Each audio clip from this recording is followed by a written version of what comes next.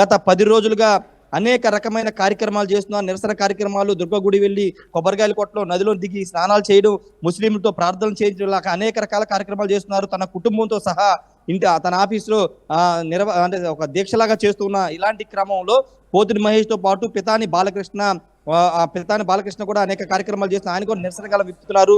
రామచంద్రపురం సంబంధించినటువంటి కొంతమంది నేతలు, అక్కడ టికెట్ ఆశించిన నేతలు, వాళ్ళు కూడా అక్కడ కొంత అసంతృప్తి వ్యక్తం చేయడం, జిల్లా పార్టీ కార్యాలయం వద్దకు వచ్చి ఆందోళన చేసిన పరిస్థితి. ఈ నేపథ్యంలో వీళ్ళందరినీ హెచ్చరిస్తూ నాగబాబు, రాష్ట్ర ప్రధాన కార్యదర్శి ఉన్నటువంటి నాగబాబు ఈ లెటర్ అయితే విడుదల చేశారు. ఎవరైనా పార్టీ క్రమశిక్షణ చర్యలకు వ్యతిరేకంగా పనిచేస్తే వాళ్ళ మీద చర్యలు ఖచ్చితంగా ఉంటాయని హెచ్చరిస్తూ లెటర్ విడుదల చేశారు.